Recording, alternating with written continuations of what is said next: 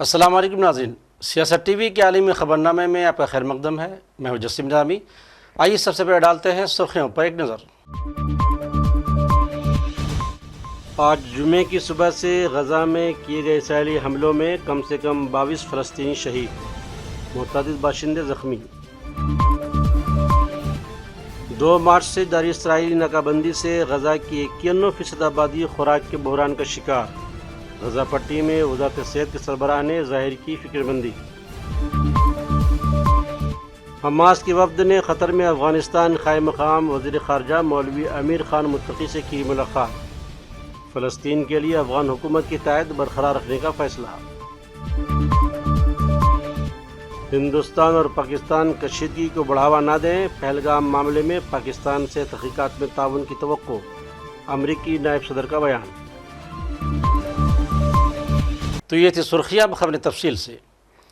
غزہ میں آج جمعہ کی صبح سے کیے گئے اسرائیلی حملوں میں کم سے کم 22 فلسطینی شہید ہو گئے، جبکہ متعدد زخمی ہونے کی بھی اطلاعات ہیں۔ ظالم اسرائیلی فوج نے علیحدہ کارروائیوں میں فلسطینی باشندوں کو نشانہ بنایا ہے۔ امداد کے رک جانے سے پہلے ہی فلسطینی مسائل کا شکار ہیں، اور دوسری جانب غزہ میں اسرائیلی فوج کی مسلسل بمباری سے صورتحال مزید بگڑتی جا رہی ہے۔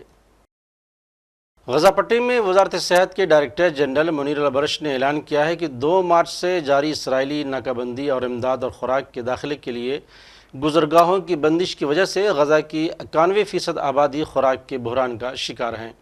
انہوں نے کہا کہ غزہ ایک ہولناک انسانی المی کا سامنا کر رہا ہے، جو کہ نسل کشی اور اسرائیلی معاشرے کے نتیجے میں بھوک، غربت اور بیماری کو ایک ساتھ مسلط کیے ہوئے ہے۔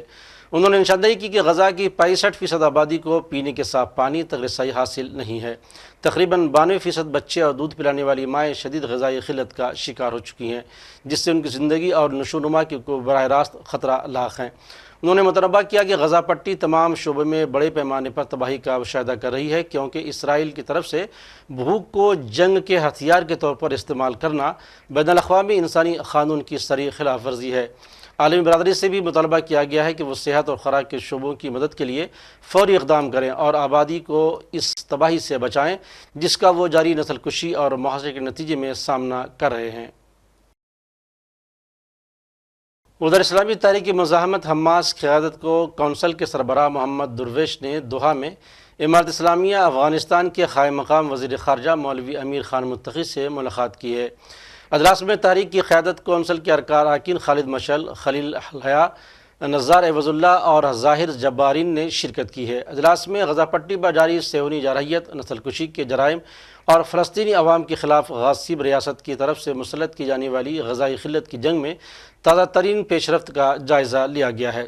محمد درویش نے قابض صہیونی دشمن کے خلاف فلسطینی عوام کی جدوجہد کے حوالے سے افغان تجربے اور افغانستان کے معاون موقف کی تعریف کی ہے۔ حماس کی قیادت کونسل کے سربراہ نے فلسطینی عوام، فلسطینی زمین اور فلسطینیوں کے درجہ حقوق کے لیے جدوجہد جاری رکھنے، آزادی قابض دشمن کے قبضی خاتمے تک جدوجہد جاری رکھنے کا عزم کا اعادہ کیا ہے۔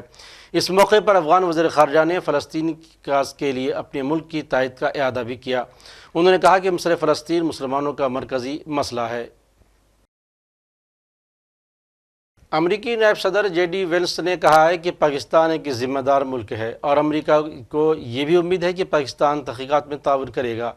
امریکہ کے نائب صدر نے اپنے بیان میں کہا ہے کہ ہندوستان پہلگام واقعے پر اس انداز سے رد عمل دے کہ وسیع تر علاقائی تنازع پیدا نہ ہو۔ انہوں نے کہا کہ پاکستان سے امید ہے کہ وہ دہشت گرد کو تلاش کر کے ان سے نمٹے گا۔ یاد رہے کہ پاکستان نے پہلگام واقعہ کی تحقیقات کے لیے اقوام متحدہ کا کمیشن بنانے کی پیشکش کی تھی، اور اس دوران امریکی نائب صدر نے کشیدگی سے بچنے کا مشورہ دیا ہے تاکہ دونوں ممالک کے درمیان مسائل پیدا نہ ہو سکیں۔ دوسری طرف جموں کشمیر کے سابق وزیر اعلیٰ اور نیشنل کانفرنس کے سربراہ فاروق عبداللہ نے پہلگام کے دہشت گرد حملے کے سخت الفاظ میں مذمت کرتے ہوئے حملہ آوروں کو درندہ قرار دیا ہے۔ انہوں نے کہا کہ وزیر اعظم نریندر مودی دہشت گردوں کے خلاف جو بھی کارروائی کریں گے وہ ان کے ساتھ ہیں۔ تاہم انہوں نے یہ بھی کہا کہ سب چاہتے ہیں کہ دہشت گردی کا خاتمہ ہو، جو بھی اس کے پیچھے ہے چاہے وہ کوئی ملک ہی کیوں نہ ہو، اس کے خلاف کارروائی ہونی چاہیے۔ انہوں نے کہا کہ دونوں ممالک ایٹمی پاور رکھتے ہیں، جنگ کی صورت میں تباہی ہوگی۔ انہوں نے سائنس میں کاسٹ سروے کرانے کے مودی حکومت کے فیصلے کا خیر مقدم کیا ہے۔ کوششیں دنیا میں ہو رہی ہیں کہ یہ نہ ہو اور کوئی راستہ نکالا جائے جس سے یہ جو ہوا ہے اس کو ان لوگوں کو پکڑا جائے جنہوں نے کیا ہے، اور جو ان کے چلانے والے ہیں ان کو بھی گرفت میں لیا جائے۔ اب کتنا وہ دنیا کامیاب ہوگی اس کو روکنے میں وہ اللہ جانتا ہے۔ ڈاکٹر صاحب جس طرح سے یہ میرے پاس نہیں ہے، یہ ٹوٹلی گورنمنٹ آف انڈیا کے پاس ہے۔ یہ سوال آپ کو ان سے کرنا چاہیے۔ جہاں تک میرا انسانیت کا سوال ہے، یہ ایسا کارروائی بہتر نہیں ہے، یہ انسانیت کے خلاف ہے۔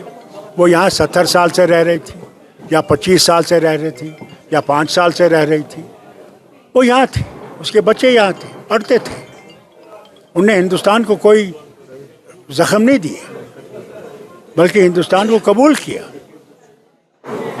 تو اس سے کوئی نتیجے اچھے نہیں ہوتے۔ پاکستان فیلڈ اسٹیٹ ہے، اور اس فیلڈ اسٹیٹ کو اس کے بجائے کہ وہ اپنے ملک کو بہتر کرے، وہاں کے حالات اچھے کریں، میرے خیال سے ان حالات سے ان کو نکالنے کے لیے کہ اس کی طرف نہ سوچیں، انہوں نے یہ رخ لیا ہے، اور اس کا نتیجہ جو ہے وہ بھیانک ہوگا، بہت بھیانک ہوگا اگر لڑائی ہوئی۔ یہ دونوں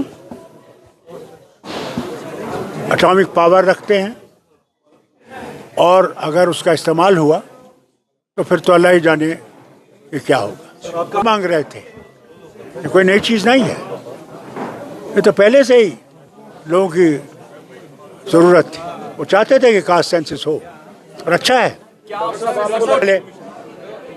اب آپ کہتے ہیں مسلمان ہیں، کوئی کہتا ہے 11 کروڑ ہے، کوئی کہتا ہے 12 کروڑ ہے، 14 کروڑ ہے، 22 کروڑ ہے۔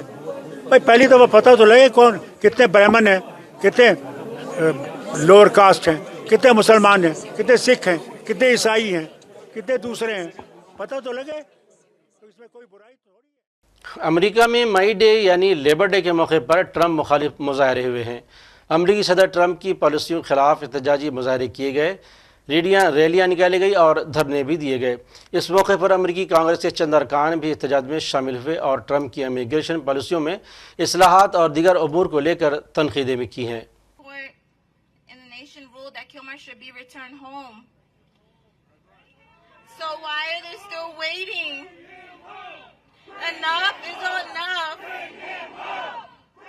امریکی صدر ڈونلڈ ٹرمپ نے امریکی قومی سلامتی کے مشیر مائک والٹز کو اقوام متحدہ میں امریکہ کا نیا سفیر نامزد کر دیا ہے، اور اس دوران امریکی وزیر خارجہ مارکو روبیو کو قومی سلامتی کے مشیر کی عبوری طور پر اضافی ذمہ داری دے دی ہے۔ اس سلسلے میں وائٹ ہاؤس میں پریس کانفرنس کی گئی اور تمام تر تفصیلات سے واقف کروایا گیا۔ As to the potential of certain things that might happen. But when the president, and this of course is all presidential decisions, right? So I'm with the State Department. It is, as I think would be clear to all of you, you don't want to get ahead of your skis in drawing conclusions or speculating about what may occur. And you can have a general sense of what's possible, and then you see that manifest usually. But I think the one thing I've learned is that things don't happen until the president says they're going to happen. So the fact that is, which was obviously Truth Social. Yeah, so that is the miracle of modern technology and the social media. So that is an exciting moment here. I think that, as I know Secretary Rubio, this is a man who, as I think you all know, has worn several hats from day one in managing the nature of what's happened here at the State Department, at USAID, and it is he's someone who is well known by the President. The President makes perfect assessments about who would implement his agenda, and in this case, he's chosen certainly the Secretary and Mr. Waltz to facilitate his agenda moving forward. جنوبی لبنان کے قصبے میں ایک کار پر خواب اسرائیلی فضائی حملے میں 3 افراد شہید ہو گئے ہیں۔ لبنانی میڈیا کے مطابق اسرائیلی دشمن ڈرون نے ایک پک اپ ٹریک پر فضائی حملہ کر دیا، جس میں کہ لبنانی شہری اور 2 شامی شہید ہو گئے۔ 8 اکتوبر 2023 کو اسرائیل نے لبنان کے خلاف جارحیت شروع کی، جو 23 ستمبر 2024 کو ایک مکمل جنگ کی شکل اختیار کر گئی، جس کے نتیجے میں تقریباً 14 لاکھ افراد کی نقل مکانی کے علاوہ 4000 سے زیادہ افراد شہید ہو گئے اور تقریباً 17000 اب تک زخمی ہو چکے ہیں۔ اسرائیل نے 27 نومبر 2024 کو حزب اللہ کے ساتھ شروع ہونے والی جنگ بندی کی پاسداری نہیں کی ہے، اور قابض اسرائیلی فوج نے تمام لبنانی چوکیوں سے پیچھے ہٹنے سے بھی انکار کر دیا ہے، جس سے صورتحال اب بھی شدید کشیدہ ہے۔ اور آخر میں سرخیوں پر ایک اور نظر۔ آج جمعے کی صبح سے غزہ میں کیے گئے اسرائیلی حملوں میں کم سے کم 22 فلسطینی شہید، متعدد باشندے زخمی۔